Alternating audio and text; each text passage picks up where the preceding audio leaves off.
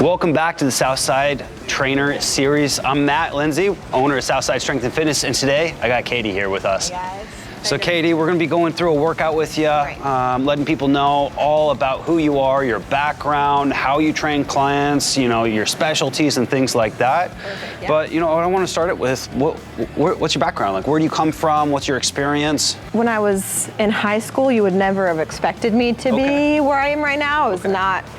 I was not active anyway, but when I got to college, I ended up just doing the bare minimum. I would like go and work out on my own a couple times a week, and I started taking a couple classes that were kind of intriguing about the physiology behind exercise and nutrition. And I had classes where I had to train people, and I don't know what it was, but I loved seeing the progress that I saw with those couple people.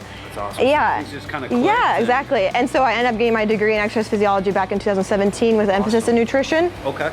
And I've just been personal training ever since. I was at a few gyms down in the States, some corporate gyms, and I just moved up here actually a few months ago. Awesome. And so I'm just newer to Alaska, but I've been training and instructing classes. I taught college level weightlifting as well. Awesome. I love it all. Okay. It's awesome. And you're one of the few coaches here and people that we're aware of who does the nutrition side of things as well. So important. So, you know, if anyone's just looking for that, is that a service you offer as well? Nutrition plans and building out that program 100%. On that side? Okay. Because I mean, if you're working out, we're giving you hard workouts, but then your nutrition is lacking, you can see a lot more benefit if we have that under control. So, awesome. Yeah, definitely. Well, what kind of workout do you have for us today?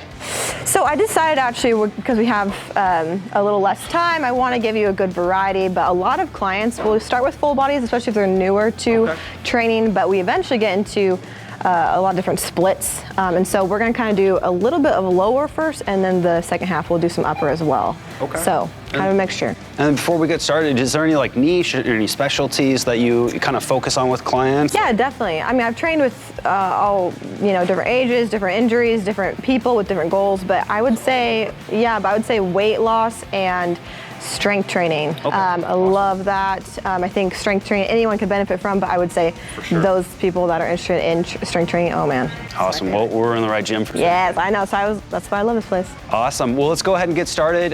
It sounds like you got front squats. Yes. To start with, right? So when we have front squats, I mean, a lot of people will usually jump to back squats first. Yeah. Yep. But front squats are actually going to help the back squat as well. If I have clients that have any like back issues, injuries in the back, we want to be a little more careful with that usually. And these are going to be targeting a lot more of your quads, which is going to also help your back squat as well. So it's actually good to have both in your routine.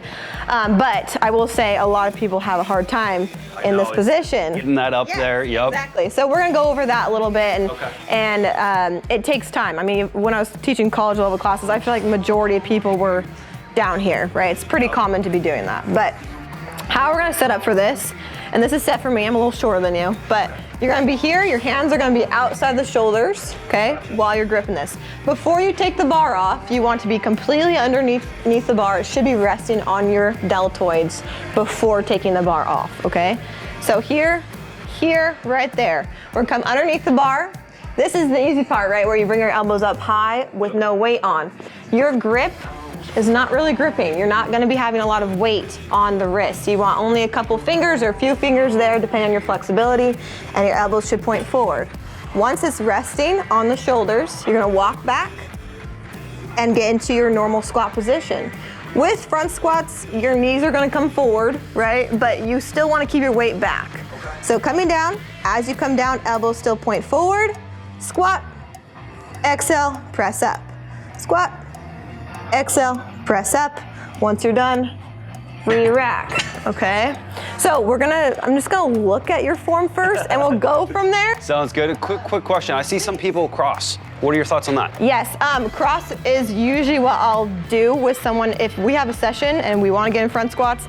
That's the easiest way to mimic that without having the issue of having all the weight on your wrists if you don't have the flexibility through here. Gotcha. So we will do that if we need to. But eventually, front squatting here is more beneficial because you can progress even more. You can do cleans, you can do power cleans, all that stuff as well. Okay, throw in some of those Olympic stuff. Yes, exactly. Okay.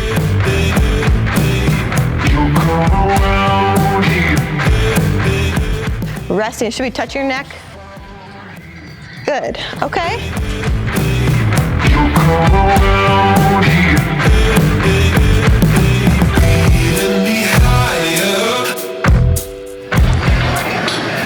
Okay. All right, yep. So you have, it looks good. I can tell you're a little tighter, but it doesn't look like, because we're lifting so light, it doesn't look like it's irritating your wrists yet. But if you were to do a weight that you would be actually challenging for you, it would be feeling it right. That's when I typically go with the cross, because for me, I can't get up too high. And a lot of people will actually think that it's more of your, you know, my wrists are weak, I can't, but really it's actually more flexibility through your lats and your triceps, and especially men, I usually will see, have a harder time getting up here because they are a little tighter and stronger here. And you have a lot of lats, so you know. Okay, so we're gonna do a one stretch. It's not gonna fix the issue today, right? So today I would have you come here. But going forward, when you're doing your stretching, right? When we wanna stretch, we're gonna try to target and stretch out the triceps and the lats as well. Okay, so like I was just saying, your lats, triceps, all that needs to be stretched out. Like as you bring your arms up, right? If I'm going above my head, we're stretching all this. So it makes sense that if your elbows are a little bit higher, try and get your triceps to be parallel to the ground when you're doing your front squats. So when we're coming down here, we're gonna rest our elbows on the bench here, and then your hands are gonna stay together. Push your chest through and underneath. And as you exhale, I want you to push a little bit lower. Some of that tension that you might be holding right there. And head comes through. Okay, now with every exhale, try to push the lower back down a little bit. Do you feel any tightness there? Oh yeah. Yeah. So pushing a little bit. Shouldn't be too intense, but you should definitely be feeling a stretch. And this is something, probably one of my favorite stretches that is the fastest to see better front squats. Gotcha. So.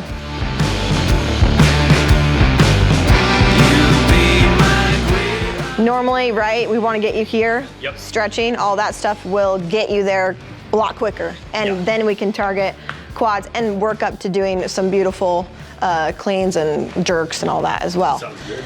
But if we're in cross, right, we have our thumb right inside of the deltoid, and you're resting again on the shoulders here. So it should be almost touching or touching the neck. Gotcha. Elbows are gonna point forward. This is a lot easier to get the elbows up that high, and then you're gonna walk back. Make sure you're centered on the bar. Come down, exhale as you come up. Good, elbows stay forward the whole entire time.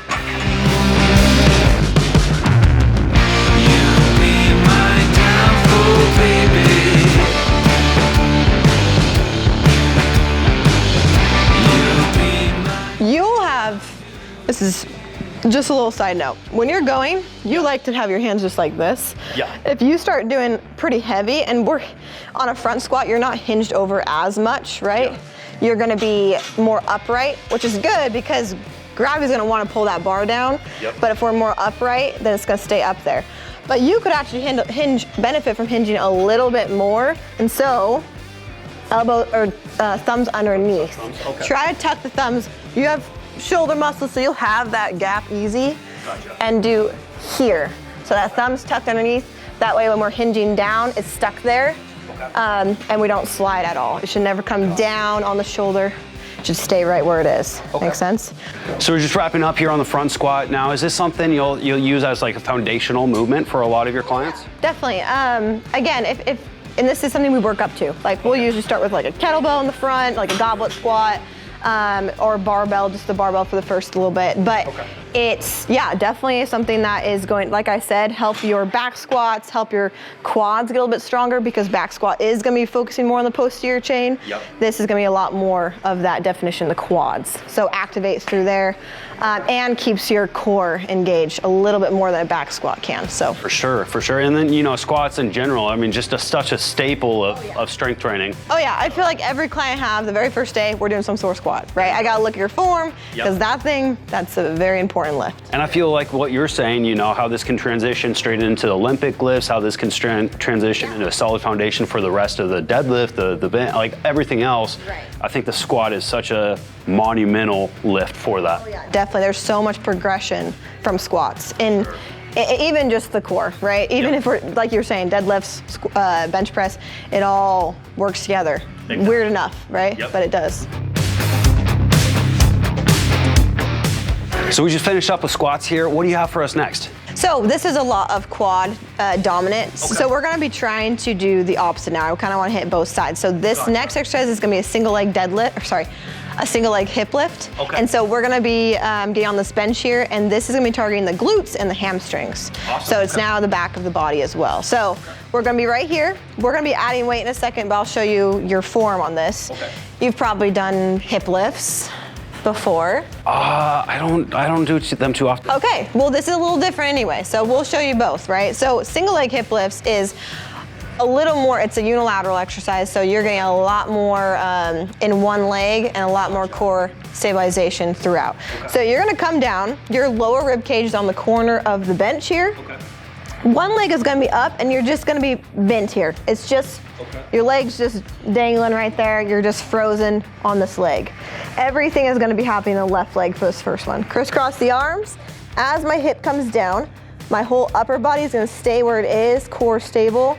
Come down, exhale, press up, squeeze hamstrings and glutes at the very top. Okay. Down, right here. And when I say core stable, core is engaged right here, it means I'm not just moving my hips, right? I'm not rounding my spine. Everything comes down and up, trying to keep about a 90-degree angle in the knee. So what's the difference between this and say like a Bulgarian split squat? Oh, so Bulgarian split squats, you're gonna be feeling that a lot in your quads as well. Bulgarian split squats actually, they work everything on the lower body, while this is gonna be targeting and isolating a lot more on the posterior chain. You shouldn't actually feel this in your quads much at all. Okay. So, yeah. It seems kind of similar movement, but it's a similar hinge. Yes, okay. It's a similar hinge for sure. But this is actually going to mimic more of like a deadlift, a Romanian deadlift, right? Because if you think about it, I'm hinging here. Yep. While if I'm up off the floor, even a single leg, I'm hinging here, right? Okay. Same thing. Gotcha. But just laying. So now we're still working that same muscle groups. Interesting, okay. I've honestly never done these. Okay, I'm excited to see it. Throwing in. And we'll get some weight on you too. So. It's crisscross legs, or arms right here. And then you're just. Good, bring your left leg back a little bit closer, a little further, forward more. Right there, leg up, this is frozen, staying right here. Hip down and up, squeeze left cheek. Good. Yeah, definitely a foreign movement. Yep. Good, and keeping your core stable. Beautiful. You're doing 10 on this side. Toe starting to rotate out, so point your toe towards me. Yes, good. Pressing through your left heel to get up, and keep that right leg where it is. It's just staying, it's just frozen. Good. Exhale up, inhale down. Last one. Good. Okay, how's that? Yeah, I mean, definitely, I honestly feel it in the quad. Are you supposed, because you're saying posterior. So. Yes, it should be posterior. Now, a lot of people will tend to feel in the quads if it's all about foot placement. Got so, it. And sometimes it has to be a little further out for some clients if they're more quad dominant. So for you, do you feel like you're more quad dominant? Yeah, definitely have some more strength in the quads there. So then for this one, you'll actually come out a little further than 90. Okay. And every time you come up, I want you to actually think about it, actually think about squeezing through your glutes. Yep. And that alone is gonna help, but this angle is gonna be a little better for you. Yeah. So a little bit further out for that, okay? Awesome. Leg up, flat on the quad, right? I just hold the handle here, crisscross, come down, press up, but it's always flat against my quad the whole time. Gotcha. Still frozen right there, okay? Yes, good. Now bring that leg up, crisscross arm, and then keep that flat on the quad. Yep, dip butt down. Good, and this stays where it is. Keep going.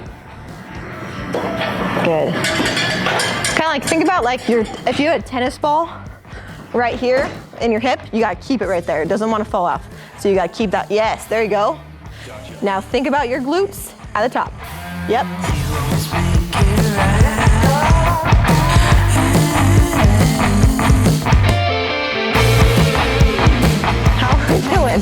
Good. I mean, hitting new movements I've never done before. Yeah, definitely. I think that with the weight, it gets a little bit tougher, right? You could probably have gone a little bit lower in it, but it looked like you were able to get the posterior chain a little bit more than your quad that next. Yeah, definitely felt a difference there. Good. So that is the single leg deadlifts. Okay. Those get easier the more you do them, but they are really, even with hip lifts, they're both very important for your deadlift, and I love deadlifts. So that'll help the same muscle groups in that same movement, like a deadlift. Awesome. Okay. Yeah. Well, so we did the squat, we did these guys. What do you have for us next? So we're gonna be doing a superset next. Okay. It's gonna kind of get your heart rate up, okay? Yeah, sure. So I think that's kind of important. We want to get during our lift, a lot of even strength people that are just wanting to do strength training. It's important to increase the heart rate and work on that cardiovascular. So we just finished up the single leg hip lift. Yes. And we did a squat before that. Now I know we got a superset you want to take us through next. Tell me more about that. What do we got going on? So we're going to be doing a superset. This is more like HIIT style, high intensity interval training, but just quicker. We're going to just do a couple things. But it's just, point of it is to get the heart rate up, but also be working on different muscle groups as well. You're gonna be doing a lot of stabilization muscles, and a lot of balance. Okay. But we're gonna be doing ball slams first. Ball slams, yeah, you're working your legs, but we're getting a lot of core and our heart rate's gonna get up a little bit, which we like, okay? Medicine balls, we're gonna be coming down into a squat. So you're coming down, picking that up into a squat, keeping your weight back. Bring it up to your chest, above the head, and then you're going to slam to the floor. When you slam, you keep your arms fairly straight and you hinge like a deadlift. Okay. Come down. Once you slam it, you're gonna pick it up again. So we got a lot of things going on at once, right? Gotcha. Yep. Okay. That is something you're gonna be doing for 30 seconds. Okay. Then you're gonna come over here. This is where it's a lot of leg, it's a lot of balance. It's a really good one. I love these. So you're gonna have one leg on the ground, stationary. Slide in the knee. So if you notice, I'm already having to stabilize my ankle and everything just to be here. But we're gonna also be hinging our hips and bending our knee so my knee touches the box, okay? Counterbalancing, so as I go down, I'm gonna extend my arms. So come here, balance, balance, balance, tap, come back up, okay? Then from there, that's 30 seconds. 30 seconds on the other side, go back to ball slams. Sounds good. Good.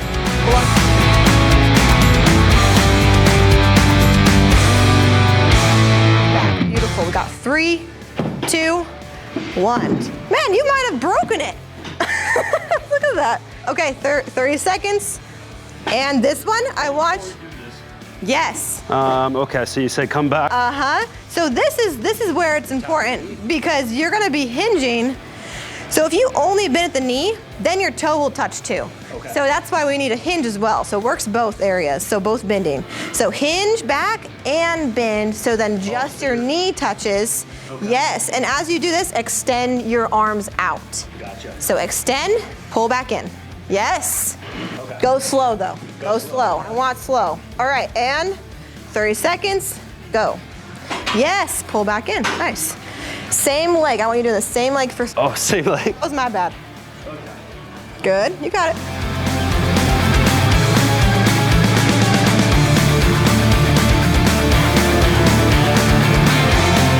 Three, 2, 1. No, you did so good. Oh, that's awesome. Well, yeah, I mean, I don't really do too much of things like this, so it's good to see that and go through it. When do you plug this in?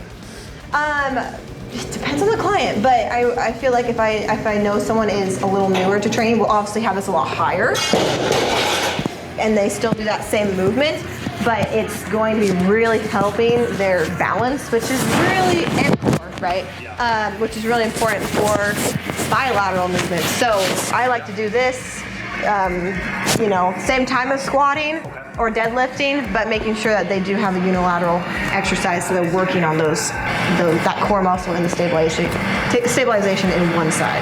Yeah, I think stabilizers are huge because you get so used to, the uniform plane for the squats and all these lifts. And so even those will also help your, you know, both legs to the floor, extras, deadlifts, squats, all that. Now you have the stabilization muscles also engaged, so.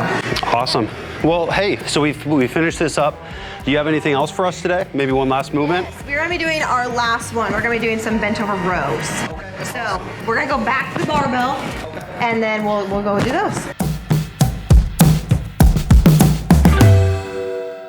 So the other day we did, with one of our other trainers, we did single arm dumbbell rows. So you got today, we're gonna do same row movement, but we're gonna do it with barbell.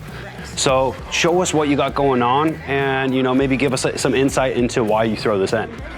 Single arm is fantastic too. We like both, right? Yeah. Just like I was saying, like squats and deadlifts are going to be, we've done a lot of single leg exercise. So we're going to go back to doing both for this exercise. But this is going to be targeting the back of the upper body, posterior shoulder as well.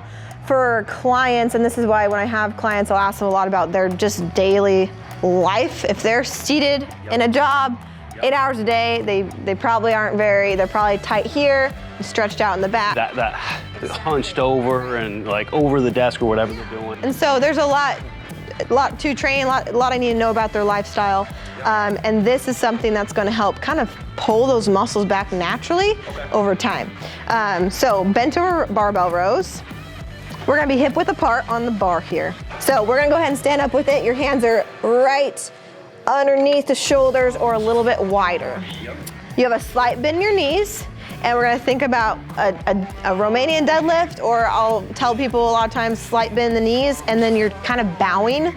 It's kind of a weird cue, but when you bow, you don't bend at your knees, you hinge, right? So you're hinging down. I'm gonna come down to back almost parallel to the floor for this specific bent over row, and we're gonna bring it up and squeeze our shoulder blades together and elbows at a 45-degree angle. Gotcha. Right there, keeping your back flat the whole time, hitting lower rib cage. Okay. Now, if I have someone that has rounding back issues, they're newer to training, probably wouldn't be the first exercise I do with them. I gotta make sure their back looks good before they start rowing, yep. Right? And there's so many variations of this, right? I mean, you got the chest supported row, you got the dumbbell row, the barbell, and each one of those all, I mean, different angles where you bring it up, so. And it's good to have a good variety. And I usually will tell people or clients, like, squeeze my fingers right here. A lot of times that's hard for people. Matt's got it real good. Got a good squeeze right between the shoulder blades, and you're pulling up, and 45-degree angle in the elbows, which is what you're doing. 3 more. Great, good. Yeah, and you're very stable too. A lot of people will, especially if they're lifting too heavy, I see this a lot.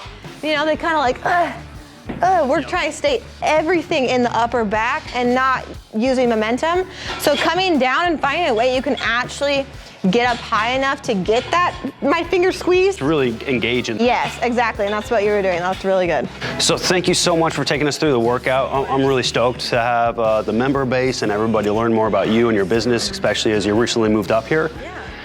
You know, before we get into contact information and stuff like that, you know, is there anything else you want people to know about you and your business and the services that you offer? Of course, yeah, totally. I think something or a philosophy I have is I want my clients to not need me one day. Okay. I know that sounds funny, but I think I'm certified as a health coach, and so I know a lot more about the mental side of training. We think of personal trainers, we think of, they're just gonna kill me during a workout, but I think the mental side of training is really huge and not really talked about a ton. Yeah. And I can give you all the tools, but if you don't feel confident in yourself, confident that you can do it on your own one day, it's gonna be hard for you to achieve your goals. So yes, you know, you'll be with me 6 months to a couple of years or whatever it is, but one day I want you to have the confidence and the tools and the Well, it's a whole mindset shift. Yeah, exactly. Right? To know, I can do this. I can do hard things. I want that for my clients. Okay. So I truly have their best interests in mind, and obviously I'll educate and make sure they look good when they're doing their form and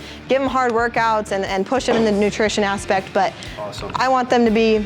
We want to see them evolve, exactly. Right? Once they get them in the gym, you know, gain that confidence and knowledge base. Mm-hmm. And then that, you know, correct me if I'm wrong, but it seems like that training relationship that you have changes, evolves over time from, hey, I'm here every second, I'm walking you through, to maybe check-ins and you know. Yeah. And the physical side is so important, but the mental side, And emotional side, I want to see that improve just as fast, if not faster than your physical, goals and changing as well. So social media is the best way to contact me. Phone number is at the front desk if you come to Southside, but Figure 49 Fitness. So Figure 49 Fitness, no spaces on Instagram. I post fitness content on there as well, but you can totally DM me and ask me any questions about training if you're interested. Awesome.